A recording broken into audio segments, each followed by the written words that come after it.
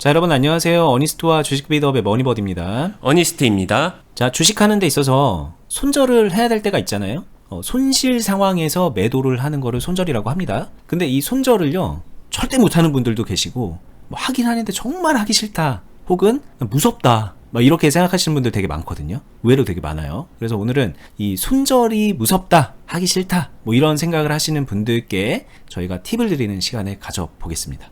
네, 손절이라 함은 일반 개인 투자자분들은 대부분 내가 보유하고 있는 종목을 그냥 상황이 어떻든 간에 다 잘라내는 거, 다 도려내는 거, 이런 걸 손절이라고 생각하시는 분들이 좀 많은 것 같아요. 예를 들면 네온테크를 이런 데서 매수를 한 거예요. 매수를 해서 평단을 물타기도 하고 해가지고 한 5,200원 정도에 만들었습니다. 그리고 당연히 일반적인 개인 투자자분들은 내가 돈이 얼마 있는지가 중요하지, 이 해당 종목에 대한 비중 같은 거는, 이 개념은 아예 고민하고 있지 않는다. 이것도 현실이고요. 그러다가 이렇게 주가가 흘러가다가 이런 때부터 이제 슬슬 고민하죠. 저점 무너졌네? 여기서 손절해야 되나? 더 빠지네? 손절해야 되나? 이렇게 하면서 고민을 합니다. 그럼 이 고민 포인트에서 손절해야 되나? 이 손절이란 말로 딱 일어나가 되어 있는데, 이때 직접적으로 구체적으로 생각하게 되는 행동은 이때 내가 가지고 있는 모든 비중을 전량 매도해야 되나? 이런 고민을 한다는 거예요. 그리고 그렇게 하자니 이미 마이너스가 너무 심한 상태에서 마이너스 40% 이렇게 되는 상황에서 비중도 물타기를 해가지고 적지 않게 높아져 있는 상태인데, 이거를 매도하자니 무서운 거죠. 두려움이 생깁니다. 이런 현상이 대표적일 것 같아요. 자, 이런 것들을 보통 손절에 대해서 개인 투자자분들이 생각하는 이 프로세스를 한번 이야기 드린 거고요. 여기서 차이는 다시 존재를 해요. 제가 말하는, 이야기하는, 그리고 주식시장이 가지고 있는 손절에 대해서 조금은 더 파고 들어가 보자. 이 개념부터 잡아야 팁도 이해를 할 수 있다. 이렇게 얘기를 드리고 싶고요. 손절은요, 정확히 말하면은 전량 매도만이 손절이라고 말하진 않아요. 흔히 말하는, 저는 일부러 이 단어가 너무 주는 뉘앙스가 있기 때문에 일부러 다른 단어를 사용하는데, 손절 중에 하나는 그냥 부분 매도, 부분 손실 매도도 존재한다. 즉 전량 매도만이 모든 손절을 대신하진 않는다. 근데 이게 대신하는 것처럼 쓰이긴 해요. 그래서 저는 손실 매도라고 표현한다는 거고요. 자, 이거 정리 한번 할게요. 네. 그러니까 많은 분들이 이제 손절 그렇게 했을 때 이걸 어떻게 생각하냐, 더 큰 손실을 피하기 위해 전량 손절, 이렇게 생각을 하죠. 네. 근데 이제 어니스트님은 이런 얘기를 하는 겁니다. 손실 상황에서의 매도, 일단 부분 매도 포함, 이런 개념인 것 같아요. 일단 좀 이렇게 정리하고 좀 넘어갈 필요가 있을 것 같습니다. 네, 맞습니다. 일단 되게 다른 겁니다. 이게 오늘 말하는 손절은 여러분들이 생각하는 더 큰 손실을 피하기 위해서 그냥 눈물을 머금고 손절한다, 이런 개념도 아니고요. 전혀 다른 개념을 말하고 있다라고 먼저 인식을 하실 필요가 있을 것 같아요. 그냥 단순하게 일단은 이렇게 시작하면 될 것 같습니다. 손실 상황에서 내가 조금이라도 매도를 하는 거는 그냥 그거는 손절이 될 수 있는 거다. 그리고 그게 주식하는데 필요하다. 근데 이제 저희가 말하는 이걸 위해서 전량 손절 매도를 하는 거는 이건 필요 없을 수도 있다. 이런 걸 먼저 이해하고 이제 들어보시는 게 좋을 것 같습니다. 네, 맞아요. 그러면 여기서 매수를 했다가 이런 데서 손절 또는 손절을 고민한다라는 거, 결국에는 타이밍, 여러분들 손절 타이밍 되게 궁금해 하시잖아요. 타이밍적으로는 동일할 수 있는데 하는 행동은 완전히 달라진다는 거예요. 그냥 일반적으로 더 큰 손실을 피하기 위해서 전량 매도하는 손절은 일단 이거 하려고 하면 무섭죠. 왜냐? 비중이 너무 크니까. 이거 손해가 얼만데, 마이너스 2천만 원. 계속 물타놨고 되게 많이, 점점 더 많은 돈이 들어가 있는 상태일 거 아니에요, 이런 때가.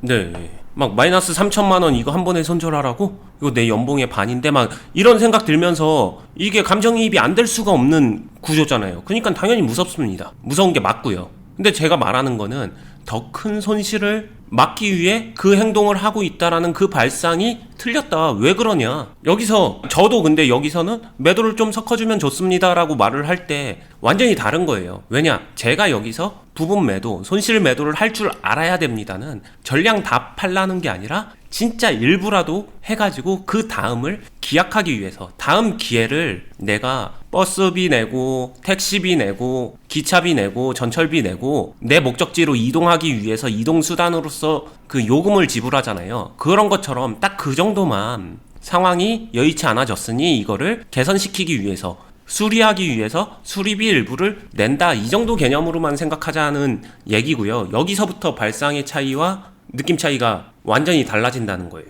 그리고 여기서 이제 제가 클럽이든 아니면 클럽에서 처음에 오신 분들, 밖에서 매매 많이 하다가 오신 분들을 보게 되면은 극단적으로 두 부류가 있는 것 같아요. 손절을 너무 잘해.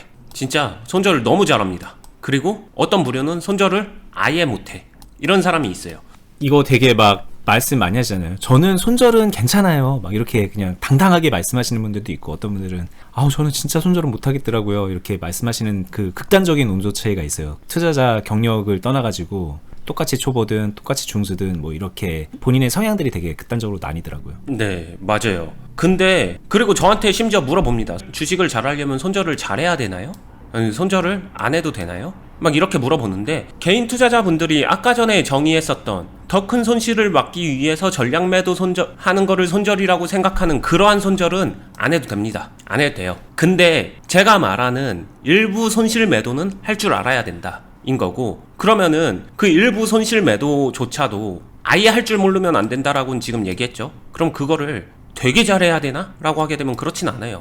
0이나 100, 양극단은 별로입니다. 이 중간에서 노는 게 주식 투자를 잘하기 위해서는 반드시 필요해요. 이유는 뭐냐? 손실 매도를 너무 잘하잖아요? 그러면은 잘하는 것처럼 보이지만 사실은 쉽게 포기한다는 얘기예요. 그럼 수익 내기 힘들어집니다. 손실 매도를 아예 안 하잖아요? 그럼 수익 내는 것 자체가 힘들 수도 있어요. 역전을 못 하니까. 그래서 중간으로 가야 된다.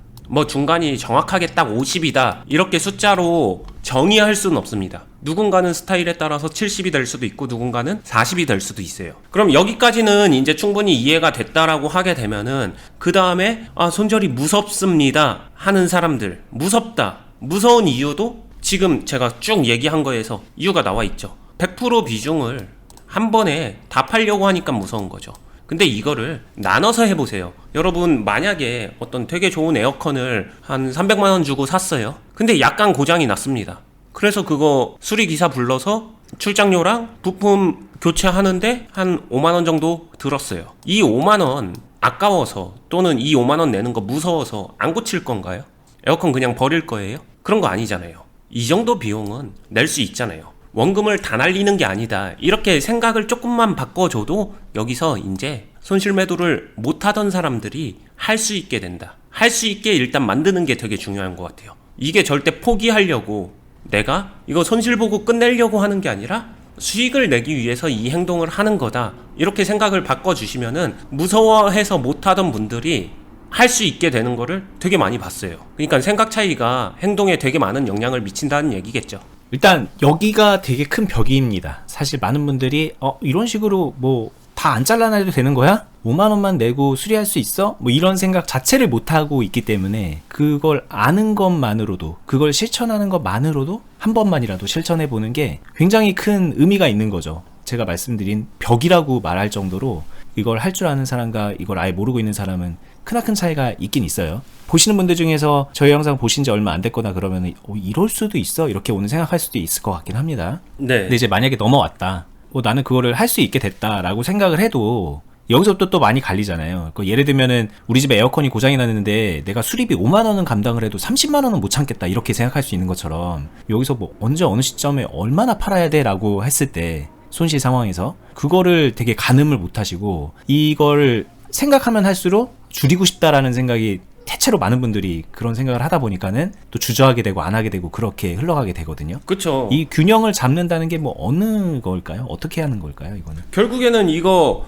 그래, 시킨 대로 그렇게 해서 팔아봤어. 근데 그거 다시 언제 사면 되는데, 그리고 그렇게 해서 언제 역전하는데, 한다고 해봤는데 손실은, 평가 수익률은 마이너스가 더 커지고 있는데 이게 맞는 거야? 기타 등등에 대한 생각이 머릿속을 지배하게 됩니다. 특히나 이렇게 하락이 계속 심해지게 되면은 더 그렇겠죠. 뭐 이럴 것 같으면은 차라리 진작이 첫 번째 부분 손실 매도할 때 그때 그냥 다 팔아버렸으면은 이런 상황은 안 맞잖아. 이 생각에서 자유롭지 못한 게 초보자들의 특징이에요. 근데 제가 초보자들의 특징이라고 말한 이유는, 고수들은 그게 거쳐가는, 지나가는 과정이다. 가을 다음에 한 번에 봄이 될 순 없잖아요. 가을이 왔다는 거는 겨울을 지나서 봄이 온다는 거거든요. 자연스러운 그냥 섭리 같은 거죠. 그거를 알고 있다. 왜냐? 겨울을 지나가 봤으니까. 이유는 단순해요. 그렇게. 근데 초보자일수록 경험치가 적을수록 결국에는 겨울을 못 버팁니다. 내가 무언가 조치를 취한다고 취했는데 그 조치 이후에 바로 좋아지면은 그래 역시 이게 맞았어 이렇게 생각하겠지만, 조치를 취했지만 그것보다 더 안 좋아졌을 때, 그리고 이 조치를 취한 시점에 차라리 이럴 것 같았으면 전량 손절하는 게 더 나은 거 아니야? 이런 생각에서 자유롭지 못하다면은 이런 분들은 가장 필요한 게 뭐냐면요, 매매에 대한 경험치가 필요한 거예요. 매매 자체를 그냥 잘 이해를 못하고 있는 게 맞다라는 얘기로 저는 진짜 좀 확신을 가지고 말씀드릴 수 있을 것 같아요. 저 실제로 클럽 안에서도 처음에 오신 분들이 이런 생각과 이런 구조 속에 있으신 분들 많이 봤거든요. 근데 그런 분들이 경험치가 쌓이게 되면은 달라집니다. 진짜 달라져요. 다 달라졌고요. 훨씬 더 숙련되고 점점 중수 고수의 면모를 갖춰간다는 거죠. 자, 정리하면은 이제 많은 분들이 이럴 거였으면은 진작에 잘라냈을 걸, 했었어야 되는데 과거에 이제 못한 그 후회를 가지고서 평가를 하거든요, 현재 시점에. 근데 일단 그거 자체가 경험치가 없기 때문에 그런 생각을 하는 거다라는 걸 좀 인정할 필요가 있는 것 같고, 그리고 이걸 떠나가지고 전량 손절이 아니라 일부 손실 매도를 하더라도 얼마나 해야 되죠? 5만원어치 하면 되나요? 10만원어치 하면 되나요? 30만원어치 하면 되나요? 이런 거를 그냥 알려주시면 안 되나요? 이런 식으로 생각하는 분들도 마찬가지로 경험치가 없기 때문에 뭔가 좀 정해진 답을 찾으려 하는 거다. 본인의 그 힘든 감정을 커버해 줄 수 있는 뭔가 정량화된 수치를 찾는 거잖아요.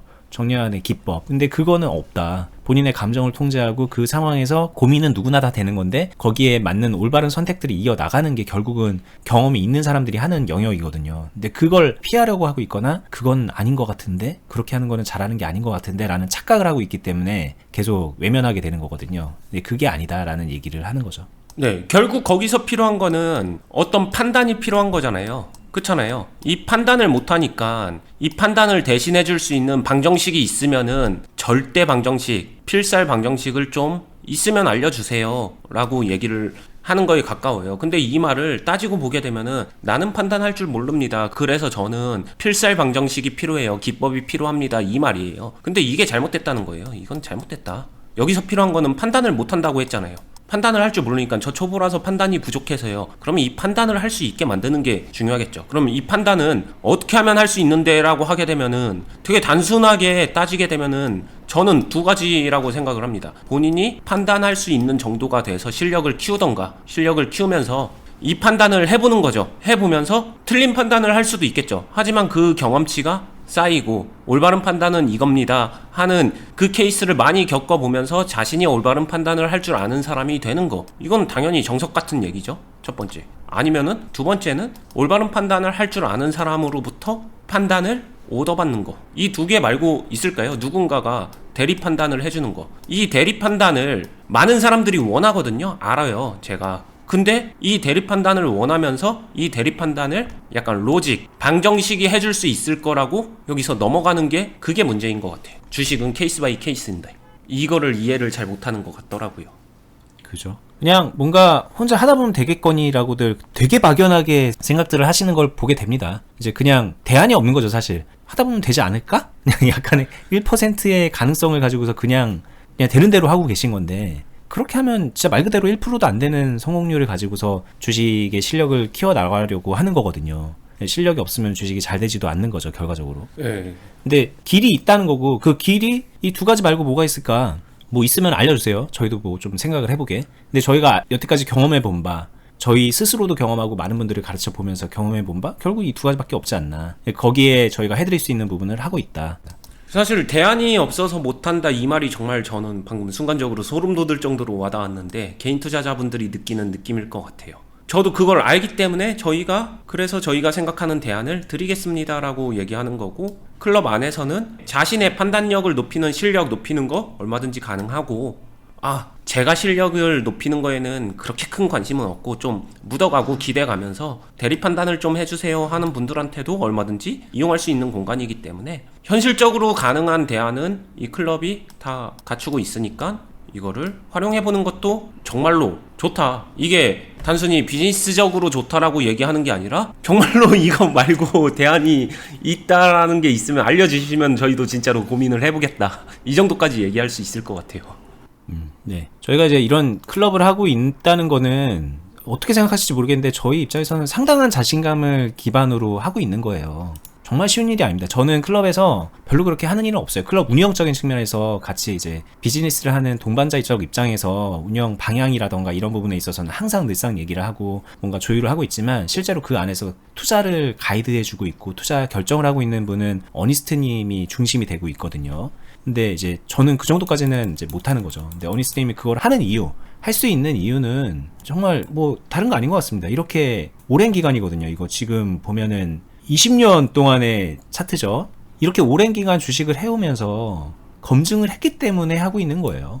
그냥 단순하게 저희가 좀 주식으로 좀 돈 좀 벌어봤다, 좀 좋은 종목 고를 줄 안다, 뭐 이런 취지로 하는 게 아니라 되는 방법이기 때문에, 성장을 할 수 있는 방법이고 누군가를 성장시킬 수 있는 방법이라는 거를 저희 스스로가 검증을 해왔기 때문에 이 클럽을 수년째 해오고 있는 거고, 이 앞에서도 그런 교육을 계속 해왔던 거고, 그렇기 때문에 이제 자신감을 기반으로 하고 있는 거라는 거를 좀 말씀을 드리고 싶고, 이 말인즉 저희가 그냥 유튜브로 그냥 말로만 하는 게 아니라 저희를 신뢰하고서 좀 맡겨봐도 그 첫 번째, 두 번째 그 대안으로서 저희가 여러분들께 긍정적인 영향을 끼쳐드릴 수 있다라는 말씀을 드리고 싶네요.